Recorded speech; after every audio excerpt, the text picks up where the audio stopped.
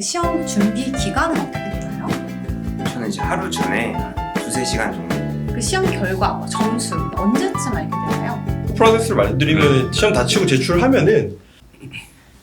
안녕하세요. SPH팀의 데이터 분석가 이소린 선임연구원입니다. BI 툴 중에서 가장 인기 있는 툴이 저희는 태블로라고 생각을 하고 있는데요.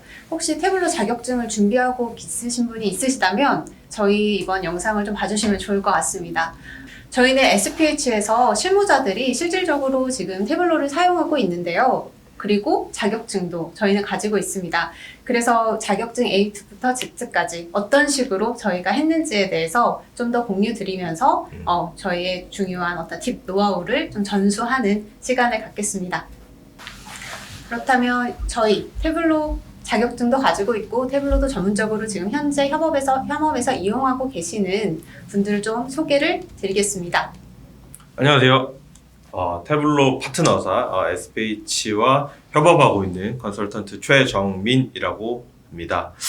태블로 사용한 지는 제가 꽤 오래됐습니다. 2015년, 16년부터 제가 썼기 때문에 연차로는 한 7, 8년 정도 되고 있고, 태블로 자격증 시험은 제가 옛날에 한번 쳤고, 최근에 3월 말에 제가 한 번 더 친 적이 있어서 오늘 여러분들께 좀 좋은 정보들을 제공할 수 있을 것이라고 기대하고 있습니다. 네, 안녕하세요. 저는 SPH BBG 팀에서 영업 담당하고 있는 배홍한이라고 하고요. 저 같은 경우에는 태블로 사용은 1년이 채 되지 않았는데 요번에 이제 데스크톱 스페셜리스트 시험 준비를 하게 되면서 태블로에 대해 좀 더 깊게 알게 되고 공부를 함으로써 이제 알게 된 지식들을 여러분들과 공유하고자 이 자리에 나왔습니다. 네, 안녕하세요. 저는 SPH BI 개발자 이건우이고요. 저는 태블로는 1년 정도 사용했는데 이제 최근에 자격증을 취득하게 돼가지고 관련 팁을 공유하고자 이 자리에 섰습니다. 그렇다면 태블로라는 툴은 되게 유명한 건 아는데 왜 그 자격증을 따게 됐는지에 대해 각자의 경험과 계기에 대해서 좀 설명해 주실 수 있을까요? 저 같은 경우에는 우선은 파트너사로서 태블로 툴을 여러분들에게 안내를 드리고 공급을 드리기 위해서 태블로를 집중적으로 공부를 하게 되면서 자연스럽게 이 데스크톱 스페셜리스트까지 취득을 하게 되었습니다. 저는 실무적으로 사용을 하고 있었고 태블로 사용 능력 이런 거를 클라이언트들한테 어필할 때 도움이 되고자 취득을 하게 됐어요. 저는. 저 같은 경우에는 예전에 한번 쳤었던 적이 있는데 뭐 바뀐 문제들이 어떻게 바뀌었고 좀 이렇게 근황도 한번 파악을 해보고 실력을 한번 점검해보자 해보고자 아직 응시하게 됐습니다. 그렇다면 저희가 이제 본격적으로 노하우에 대해서 설명드리기 전에 왜 태블로 자격증을 따야 되는지, 이게 얼마나 실무에서 도움이 되는지, 취업 준비생 분들에게 얼마나 힘이 되는 자격증인지에 대해 좀 설명이 가능하실까요? 태블로의 어떤 스킬, 우리가 누군가의 태블로 스킬을 판단할 때 저는 태블로 퍼블릭에 쌓여있는 그 사람의 이 포트폴리오하고 이 자격증 취득 여부 같은 것들이 본인의 태블로 스킬을 보여줄 수 있는 직접적인 어떤 이 메시지가 저는 될 수 있다라고 생각을 하는데, 근데 이제 이거를 준비하는 사람의 입장에서 생각을 해보면 포트폴리오를 쌓는 거는 시간이 걸리는 거잖아요. 그죠? 계속해서 이제 쌓아 나가야 되는 건데, 태블로 자격증 같은 경우에는 짧은 시간 준비를 해서 뭔가 이제 우리가 배지를 하나 달아줄 수 있는 거라서 혹시라도 이제 단기간 내에 좀 이런 스킬들이 필요하신 분들한테는 자격증이 괜찮은 선택이 아닐까 저는 그렇게 생각을 합니다. 저는 지금 취업을 준비하고 계시는 대학생분들이나 혹은 데이터 직무로 직무 변환을 하고 싶은 분들께 추천을 드리고 싶어요. 태블로 데스크톱 스페셜리스트 자격증 자체가 역량의 증명을 태블로 회사에서 직접 인증을 해주는 것이기 때문에 이력서라든지 자기소개서에 데이터를 좋아하고 데이터를 사랑해서 공부를 많이 해왔습니다 라는 것보다 태블로 스페셜리스트 자격증이 가지고 있다라는 게 딱 인증이 돼버리면 이 사람이 정말로 관심을 가지고 공부를 했구나 라는 증거가 될 수 있다라고 보기 때문에 추천을 드리겠습니다. 그러면 자격증이 굉장히 어느 분야에서나 굉장히 강점이 있다라고 볼 수가 있겠는데요. 그러면 이번에 최근에 작년과 좀 많이 달라진 자격증 시험 문제나 그런 프로세스 전형에 대해서 좀 말씀을 해주실 수 있을까요? 제가 먼저 좀 시작을 하면요. 예전 시험을 저는 쳤고 바뀌고 나서도 이제 한번 쳐봤는데, 옛날에는 실제 데이터를 태블로 데스크탑 위에 올려가지고 풀이하는 실습형 문제라고 그래야 되죠? 네, 그런 것들이 좀 있었는데 바뀐 시험에는 그런 게 전혀 없죠, 그죠? 전부 이제 개념을 묻는 객관식 문제들로 전부 다 구성이 되어 있는 게 어떻게 보면 가장 큰 차이가 아닐까. 이론 위주라고 보시면 될 것 같아요, 그렇죠? 혹시 또, 최근에 바뀐 게 이론 위주라고 네네, 말씀을 그렇죠. 하신 거죠? 네. 아. 또 어떤 맞습니다. 뭐 차이점이 좀 있으실까요? 저도 어떻게 보면 2020년에 자격증을 수료한 사람이기 때문에 좀 최근과 많이 달라졌다고 들었거든요. 근데 최근에는 뭐 과거같이 인터넷을 검색해서 시험 그렇죠. 중에 뭐 치를 뭐 검색할 수 있는 그런 것들이 이제 수단이 없어진 건가요? 그렇죠. 그게 이제 또 한국말을 모국어로 쓰는 사람들한테 어떻게 보면 좀 약점일 수 있는데 예전에는 인터넷 이게 책은 안 됩니다. 뭐 이렇게 도서나 이런 것들은 우리가 책상을 깨끗하게 비우고 쳐야 되기 때문에 안 되지만 인터넷을 활용하는 건 가능해요. 그리고 심지어 태블로 헬프 같은 걸 찾아보고 이제 답을 달아도 괜찮은 그런 상황이었는데 바뀐 요 시험의 체계에서는 일체 불가. 그러니까 영문 뭐 번역기 같은 것도 활용할 수 없기 때문에 조금은 이제 부담이 될 수 있는 거죠. 네. 그럼 문제도 제가 봤을 때는 30문제였는데 지금은 좀 많이 바뀌었다고 들었거든요. 최근에 이제 제가 시험 볼 때는 이제 1시간 동안 45문제를 풀었거든요. 네. 문제 유형은 이제 뭐 트루폴스부터 아지선다까지 주로 객관식만 있었고요. 저한테 시간은 좀 충분하긴 했는데 다른 분들은 어떠셨어요? 네, 초심자의 입장에서 말씀을 드리자면 충분한 공부가 바탕이 되어 있다면 60분 동안 45문제 전혀 어렵지 않다라고 말씀드릴 수 있습니다. 이게 조금 처음 한두 문제가 어려울 수 있을 것 같아요. 그게 뭐 심리적인 건지 아니면 태블로가 일부러 1번, 2번 문제를 어렵게 내는 건지는 제가 정확하게 잘 모르겠는데 그런 상황에서 이제 모르면 빨리 넘어가면 됩니다. 왜냐하면 그 다음에 다시 리뷰할 수 있는 기회가 있기 때문에 본인이 아는 문제를 이제 한두 개를 풀게 되면 그 다음부터는 좀 스무스하게 갈 수 있기 때문에 맞습니다. 크게 부족한 시간은 아니었던 것 같다. 생각보다 짧게 처음엔 좀 생각했는데 이게 너무 짧은 거 아니야 이랬는데 막상 쳐보면 그죠? 그러면 일단 1시간 내에 45문제를 푸는 게 그렇게 부담되지 않았다라는 의견이 있는데 그러면 어떤 식으로 공부를 하셨는지 사실 그걸로 인해서 좀 더 어렵지 않았다고 좀 느껴지신 게 아닐까. 그래서 하나의 공부의 노하우나 그런 게 있으시면 좀 공유 부탁드립니다. 저는 태블로를 실무에 사용하시는 분들이라면 저는 한 1년 정도 사용을 하고 별도의 공부는 안 하고 쳤거든요. 네. 공부라고 해봐야 이제 메뉴 정도 확인하고 뭐 그 정도만 준비하고 시험을 봤는데 태블로를 오랫동안 사용해 오신 분이라면은 크게 어렵지 않다고 저는 생각을 하고요. 그러면 전혀 이 태블로에 대한 아예 기초 지식도 없으신 분, 이제 정말 자격증을 따려고 태블로라는 이름을 알게 되신 분들은 어떻게 해야 될까요?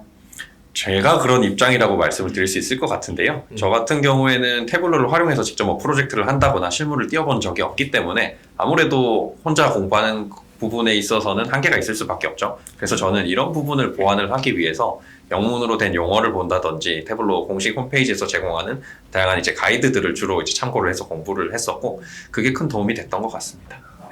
관련해서 그러니까 제가 하나만 좀 덧붙이자면 좀 초보고 이제 태블로 경험이 많이 없으신 분들은 태블로를 시험을 이제 치시기 전에 한 2주 정도는 태블로 영문본으로 놓고 의도적으로 좀 그렇게 활용을 해 보신다면 그나마 인터페이스나 용어들이 좀 익숙해지는 데 도움이 되지 않을까 싶습니다. 저도 이제 처음에 한글로 사용하다가 네. 자격증을 치기 전에 그렇죠. 영문을 바꿔서 사용을 했어요. 그렇죠. 시험의 모든 과정 자체가 영어로 이루어지다 보니까 익숙해지기 위해서 영문 버전 변환을 추천을 해주셨습니다. 네. 그렇다면 각자 그 시험 준비 기간은 어떻게 되나요?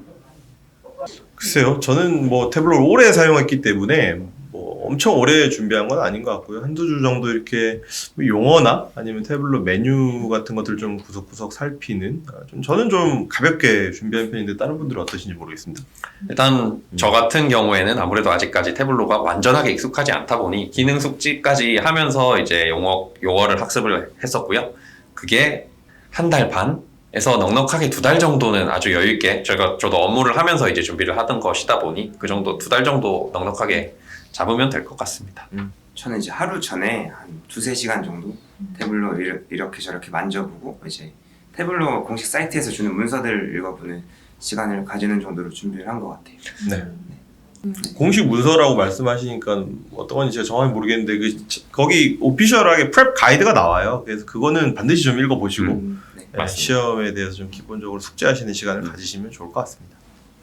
공부에 대한 팁은 이렇게 들었는데 실질적으로 시험을 이제 치러야 되면 뭐 거기에 대한 뭐 로그인도 해야 되고 이런 부분은 어떻게 진행을 하셨나요? 그러니까 처음에 좀 신청하는 절차가 좀 복잡했던 그렇죠. 것 같습니다. 그죠? 예, 보통 요즘에 우리가 뭐 클릭할 때 물건 하나 살 때 뭐 3번, 4번 클릭하는 경우가 잘 없잖아요. 금방 빨리빨리 처리되는데 얘는 기본적으로 태블로 아이디도 만들어야 되고 그다음에 뭐 절차들이랑 뭐 주의사항 뭐 여러 가지들을 우리가 오케이 해서 넘어가서 좀 이렇게 하고 마지막에 이제 스케줄링을 하죠. 그죠? 그렇죠. 스케줄링하고 결제하고 스케줄링이 되나요? 하여튼 뭐 그랬던 것 같은데 절차는 좀 복잡했던 것 같다. 그러나 뭐 그렇게 어렵진 않았습니다. 맞습니다. 네.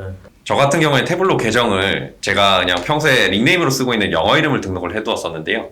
그 등록을 할 때 무조건 이제 신분 확인을 여권으로 하기 때문에 여권에 등록돼 있는 본인 영문명에 맞춰서 등록을 하셔야 됩니다. 닉네임으로 등록을 했다가 한번 신분 확인에 있어서 이름 일치하지 않는다라고 한번 취소를 당하고 재접수를 해서 시험을 쳤던 경험이 저는 있기 때문에 꼭 확인하셔서 시험 접수를 진행하셨으면 좋겠습니다. 그렇다면 이제 태블로를 실질적으로 자격증을 준비하는 데 있어서 이러한 인터넷에서 엄청난 무궁무진한 소스가 있지만 그래도 좀 나는 1대1로 아니면은 오프라인으로 한번 이런 도움을 받아보고 싶다라고 한다면 어떻게 해야 될까요? 일단은 태블로와 친해지는 게 먼저기 때문에 저희 SPH 비비즈 홈페이지에 태블로 초심자들을 위한 기초 강의가 이미 오픈이 되어 있고요. 이 부분을 통해서 일단은 태블로와 익숙해지는 시간을 가지시면 좋을 것 같고 그리고 당연히 저희 SPH 비비즈 팀은 교육부터 지원까지 다양한 서비스를 이제 직접적으로 온오프라인에서 실시간으로 지원을 해드리고 있기 때문에 요청을 주시면 언제든지 상세하게 찾아뵙도록 하겠습니다.